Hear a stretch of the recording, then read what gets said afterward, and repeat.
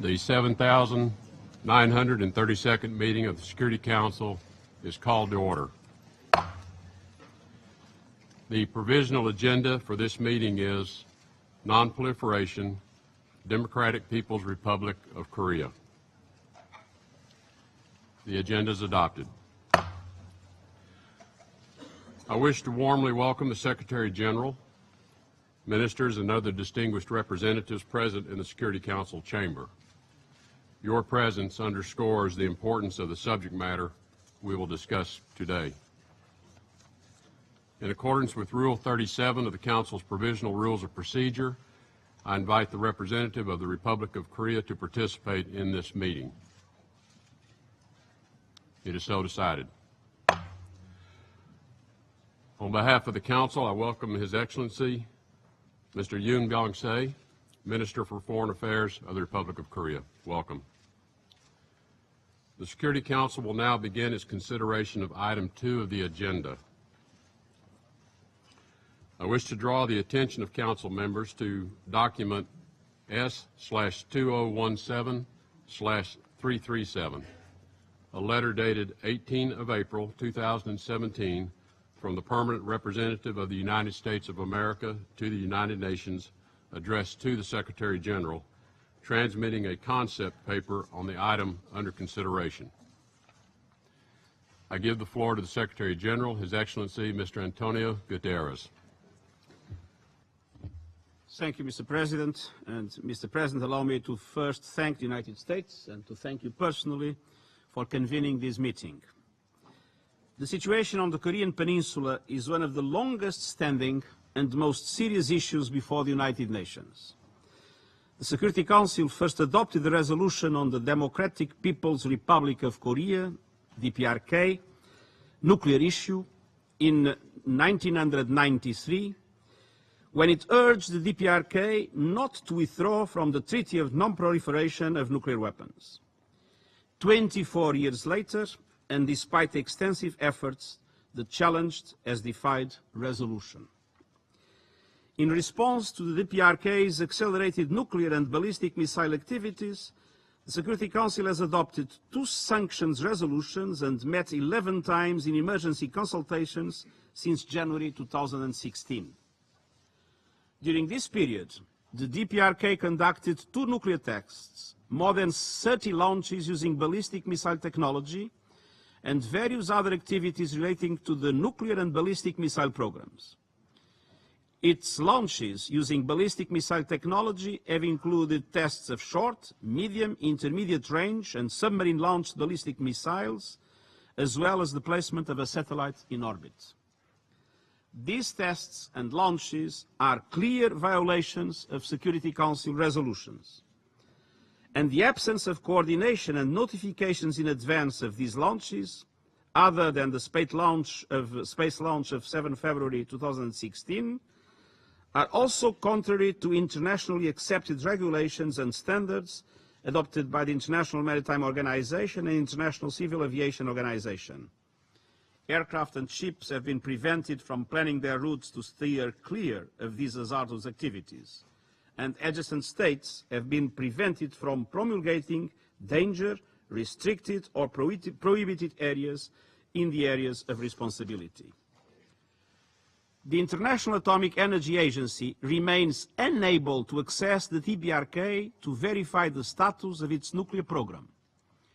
The agency continues to monitor developments through satellite imagery and has observed signatures consistent with the operation of the plutonium production reactor and the reported centrifuge enrichment facility.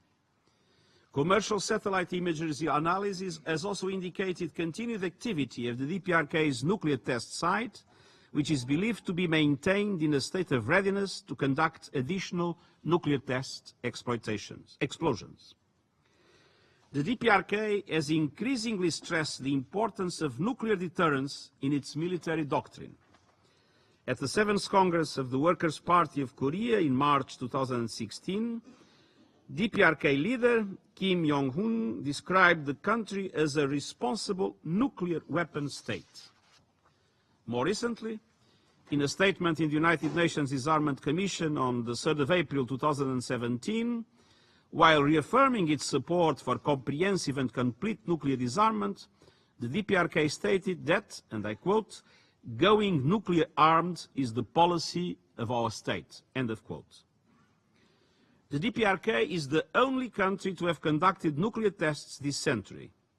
We must assume that, with each test or launch, the D.P.R.K. continues to make technological advances in its pursuit of a military nuclear capability. Mr. President, I condemned in the strongest terms the D.P.R.K.'s repeated violations of the relevant Security Council resolutions. The D.P.R.K.'s continued pursuit of its nuclear weapon and ballistic missile programs, in defiance of repeated demands by the Security Council to cease such activities, clearly threatens regional and international security and seriously undermines international disarmament and non-proliferation efforts. I'm alarmed by the risk of military escalation in the region, including by miscalculation or misunderstanding. And I'm particularly concerned by the possibility that efforts to offset the destabilizing activities of the D.P.R.K. could also result in increased armed competition and tensions, further impeding the ability of the international community to maintain unity and achieve a peaceful solution. The onus is on the D.P.R.K. to comply with its international obligations. At the same time, the international community must also step up its efforts to manage and reduce tensions. The absence of communication channels with the D.P.R.K. could be dangerous. Armed conflict in Northeast Asia, which is home to 1/5 of the world's people and gross domestic product, would have global implications. We need to avoid miscalculation and misunderstanding. We need to act now to prevent conflict and achieve sustainable peace. This means the D.P.R.K. refraining from further testing, complying with the relevant Security Council resolutions, and exploring the resumption of dialogue. And this means reopening and strengthening communication channels, particularly military, to lower the risk of miscalculation or misunderstanding. This means all member states implementing relevant Security Council resolutions. I've taken note of the Security Council's commitment to a peaceful diplomatic and political solution to the situation, of efforts by Council members as well as other states to facilitate a peaceful and comprehensive solution through dialogue, and of the importance the Council has placed on working to reduce tensions. The Council has important tools at its disposal, from targeted sanctions to communication channels. As Secretary General, I am committed to seeking peaceful and political solutions. I stand ready to assist in any way possible, but I would welcome guidance and assistance from the Security Council in this regard.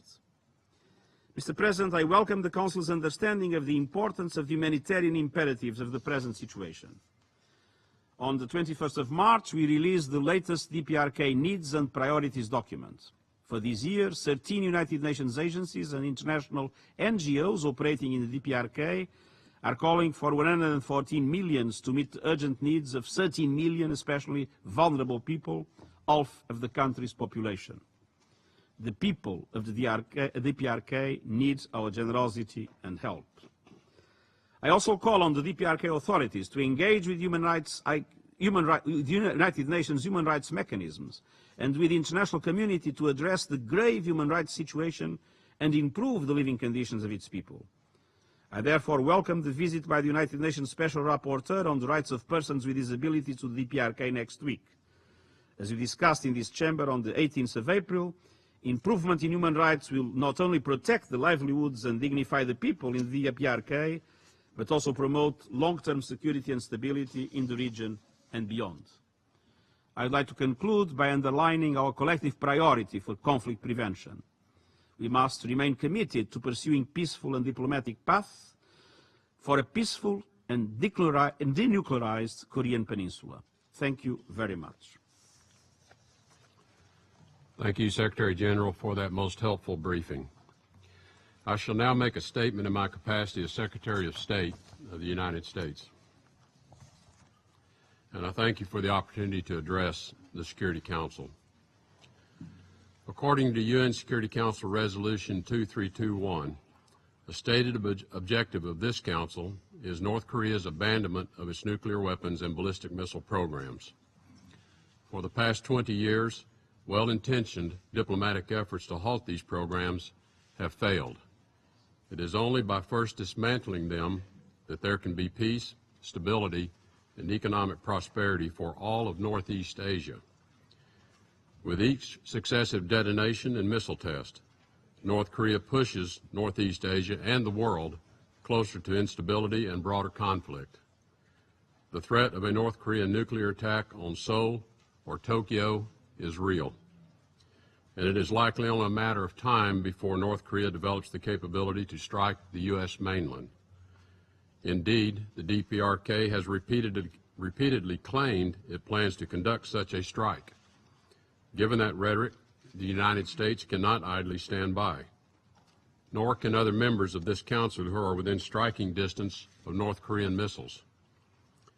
Having for years displayed a pattern of behavior that defies multiple UN Security Council resolutions, including 2321 and 2270, and erodes global progress on nuclear nonproliferation, there is no reason to think that North Korea will change its behavior under the current multilateral sanctions framework. For too long, the international community has been reactive in addressing North Korea. Those days must come to an end. Failing to act now on the most pressing security issue in the world may bring catastrophic consequences. We have said this before, and it bears repeating. The policy of strategic patience is over. Additional patience will only mean acceptance of a nuclear North Korea. The more we bide our time, the sooner we will run out of it. In light of the growing threat, the time has come for all of us to put new pressure on North Korea to abandon its dangerous path. I urge this Council to act before North Korea does. We must work together to adopt a new approach and impose increased diplomatic and economic pressures on the North Korean regime. The new campaign the United States is embarking on is driven by our own national security considerations, and it is welcomed by many nations who are concerned for their own security and question why North Korea clings to nuclear capabilities for which it has no need. Our goal is not regime change, nor do we desire to threaten the North Korean people or destabilize the Asia-Pacific region. Over the years, we have withdrawn our own nuclear weapons from South Korea and offered aid to North Korea as proof of our intent to de-escalate the situation and normalize relations. Since 1995, the United States has provided over $1.3 billion in aid to North Korea, and we look forward to resuming our contributions once the D.P.R.K. begins to dismantle its nuclear weapons and missile technology programs.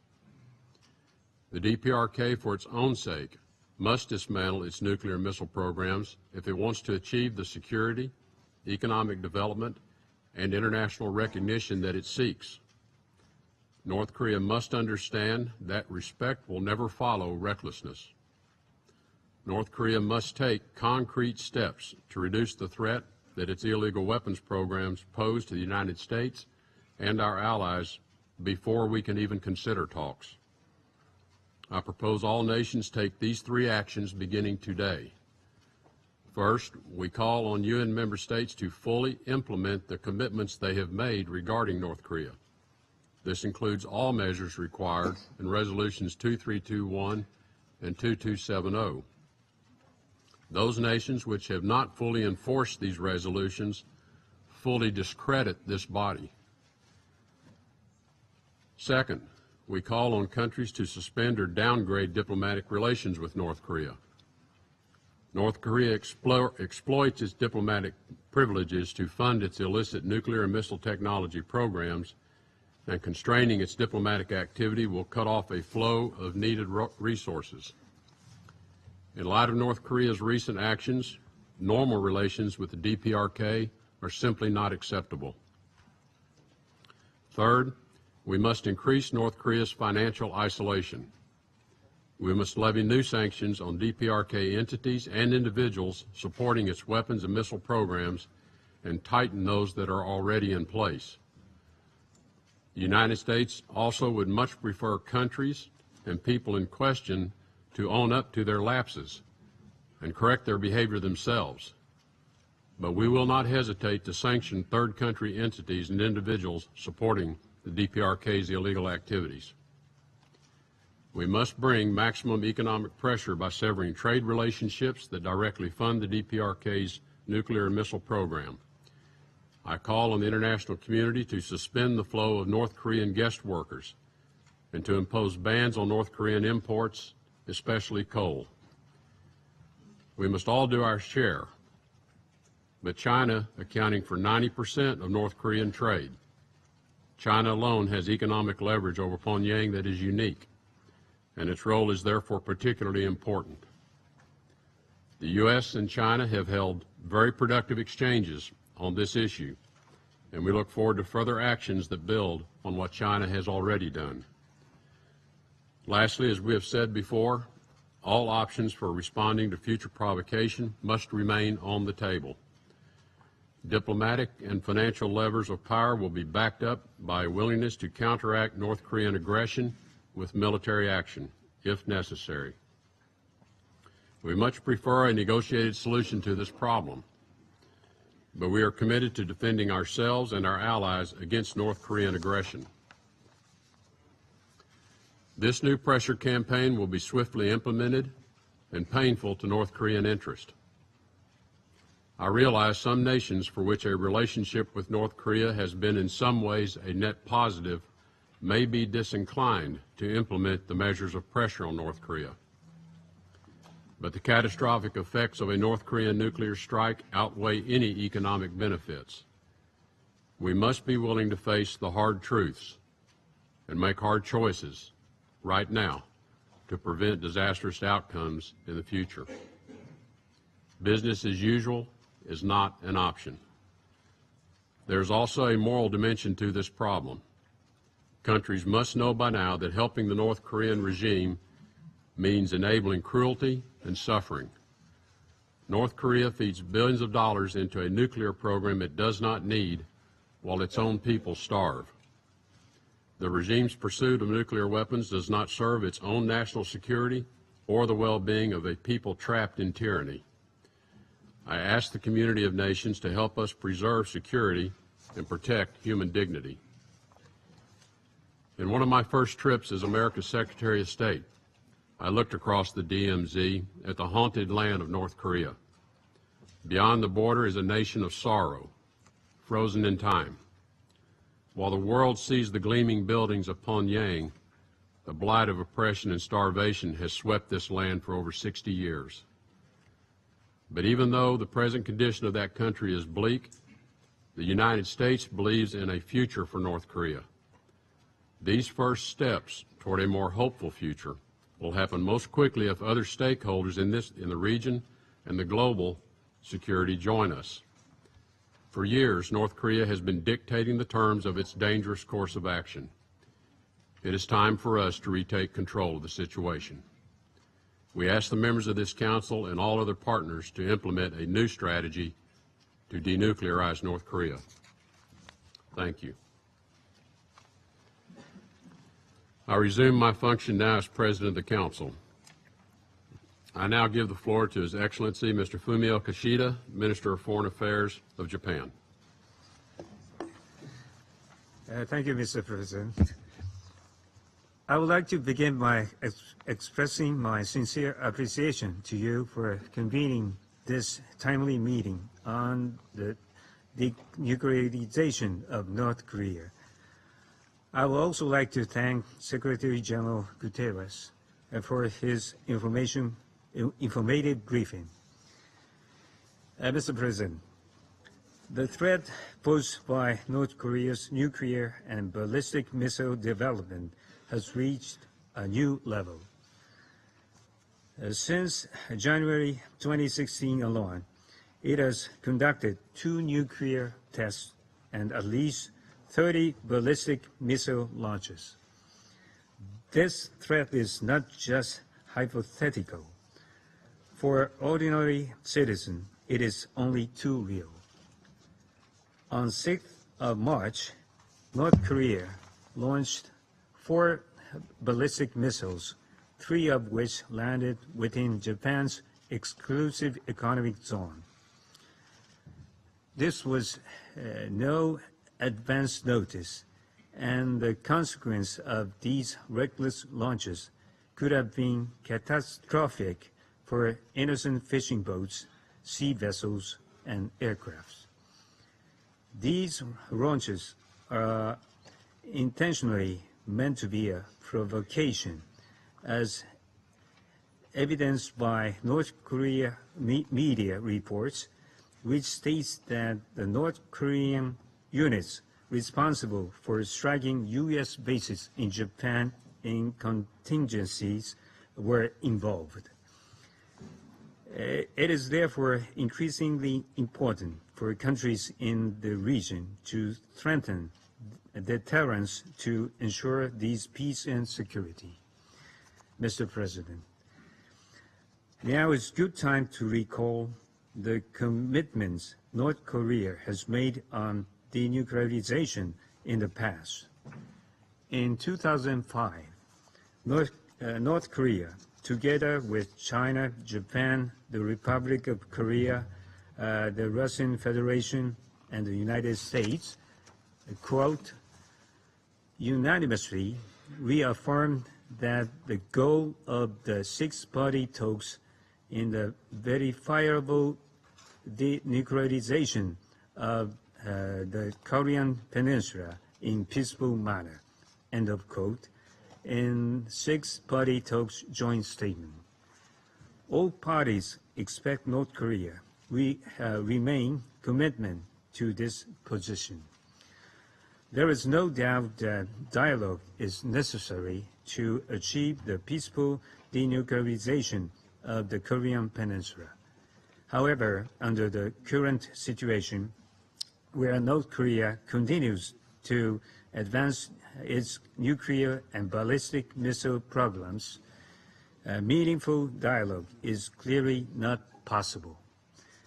In order to bring North Korea back to the negotiating table, the international community must send a strong message that provocation comes at a high price and that no bright future awaits North Korea without its denuclearization. With this in mind, Japan calls on all member states to increase pressure on North Korea through rigorous and thorough implementation of relevant Security Council resolutions. Japan has been implementing additional measures against North Korea, which go beyond the obligations under the Security Council resolutions to severely restrict the flow of people, goods, and funds, including the total ban of exports and imports. Japan has also actively assisted capacity building for ASEAN countries in order to enhance the effectiveness of the Security Council resolution. No state should allow itself to become a loophole in the North Korea sanctions regime. Japan calls on all member states which have not already done so to submit national implementation reports to the North Korea sanctions committees as required by Security Council resolution.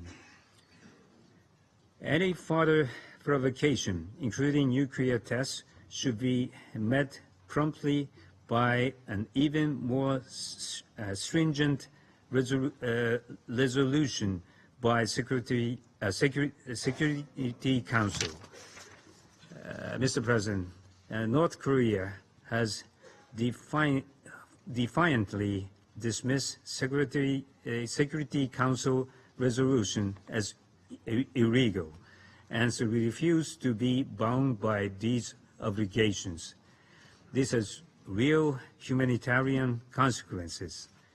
The regime's pursuit of nuclear weapons and ballistic missile development comes at the expense of the welfare and basic needs of the people in North Korea.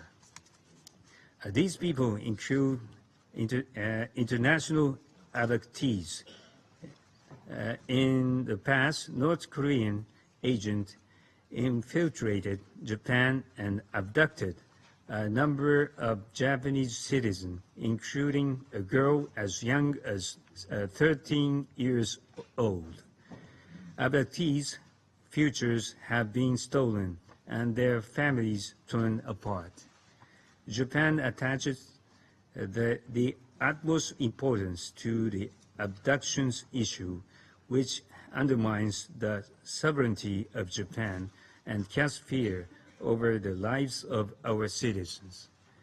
Victims of abduction are not limited to Japanese citizens. This is a universal issue facing the international community and a violation of fundamental human rights. In urging North Korea to take concrete action on this issue, Japan asks for the international community's support and understanding. Mr. President, regrettably, the possibility of further provocations by North Korea is high. The Council must send a clear message that such actions will only lead to more rigorous responses from international community. Japan strongly urged North Korea to demonstrate its seriousness as well as concrete actions on denuclearization. Japan looks forward to continuing to work closely with all of our colleagues here today on this matter. I thank you, Mr. President. I thank His Excellency Mr. Kishida for his statement. I now give the floor to His Excellency Mr. Mansour Ndiaye, Minister of Foreign Affairs and Senegalese abroad of Senegal. Merci bien, Monsieur le Secrétaire d'État, Président du Conseil de Thank you, Sécurité, Secretary of State, Secrétaire President of the Security Council, des the Nations Secretary Unies, Mesdames et General of Messieurs the les United ministres, Nations, chers collègues, Mesdames et Messieurs colleagues, les ambassadeurs, ambassadors, ladies and gentlemen. je voudrais tout d'abord, Monsieur First le of all, Président, Mr. President, vous I remercier would d'avoir like to pris thank you for l'initiative having taken the d'organiser ce initiative to débat organize this debate sur l'importante on the question de la important issue non-prolifération of nucléaire. nuclear non-proliferation. Et remerciements I would vont also like également à to M. thank Antonio Mr. Guterres, Antonio Secrétaire Guterres, des Nations Secretary Unies, General dont la of the United déclaration a Nations, permis whose d'éclairer statement nos has travaux made it et possible to d'enrichir nos enlighten our work discussions. and to enrich our discussion. Monsieur le Président du Conseil, Sir, la question du désarmement the question nucléaire of nuclear disarmament figure parmi les is priorités du monde. among the Comme global en priorities, illustre la première as we résolution see in the adoptée first resolution en janvier adopted in 1946 par January l'Assemblée générale des Nations Unies, 1946 qui visait déjà of the anéantir United toutes les Nations General bombes Assembly, atomiques. which aimed to eradicate all Convaincu atomic du bombs. risque qu'elle Convinced of the constitue pour la risk survie de that l'humanité, poses due to mon the pays risk milite for en faveur humankind, de our country has l'éradication always totale argued in des favor of activités the total nucléaires à eradication vocation of militaire nuclear activities et non for pas military seulement de leur purposes, simple and not réduction. only its simple reduction. En effet, l'éradication Indeed, totale the est le total seul moyen eradication is de the only way préserver of le preserving monde the world de la dévastation and qui protecting it découlerait from de the devastation l'utilisation that would des armes stem from the nucléaires. use of nuclear weapons. Elle seule est à même de Only this garantir will be in a la position survie de to notre guarantee the planète survival of our et planet d'assurer and to l'avenir des assure the générations future, présentes present et and futures future en generations, leur offrant de vivre allowing them non not to pas live dans in la the peur fear de of la an explosion détonation of de an bombes atomic bomb, atomiques, but mais dans rather un in a monde world libéré de free la from the hantise specter d'une of catastrophe thermonuclear thermonucléaire. disaster. À ces menaces clairement Along with these identifiées, clearly Monsieur le identified Président, threats, l'on peut sir, ajouter we can add as well the l'augmentation du increase risque de prolifération in the liée risk aux of acteurs non étatiques, proliferation du linked fait de la to montée non-state du actors terrorisme due to et the de rise of nouveaux risques terrorism, as d'utilisation well as à the mauvais new escient danger posed des by avancées the rapides de wrongful la use science, des of technologies et du rapid commerce progress in international. science, C'est à la technology, lumière de and tous ces international enjeux que trade. mon pays a It's in the light of condamné all these challenges avec la that my plus grande country has fermeté condemned with the l'essai greatest nucléaire effectué firmness par la République the populaire nuclear tests démocratique de carried Corée out by le 6 the janvier 2016 D.P.R.K. et les in différents tirs de January missiles 2016, balistiques as well as the different constituent des ballistic violations missile graves launches, parce which are que serious ces violations of obligations that country's internationales international en vertu des obligations résolutions under 1718 resolutions de 1718 of 2006, 1874 de 1874 of 2087 de 2009, 2013, 2087 of 2013, 2094 2094 of 2013, 2270 de 2270 of 2016, 2321 and de 2321 2016 of the Security Council. Ces actions révoltent These sans actions équivoque clearly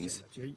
rock 我们 firm. 敦促朝鲜 We urge 停止 D.P.R.K. 核导开发 to 活动， stop its nuclear 重 and 回 missile development 无核化承 activities, 诺， come 履 back 行 to its 无核化 commitment 义务。 of 同时，我们呼吁 denuclearization 其 and 他各 all 方 its denuclearization 发挥政治智 obligations. 慧，做 Meanwhile, 出政治 we also 决断， call on other parties 共同 concerned to 为实现 demonstrate political wisdom, 半岛的文 make 化 a political 来做出 decision, and 建 work 设性的努力。 constructively together toward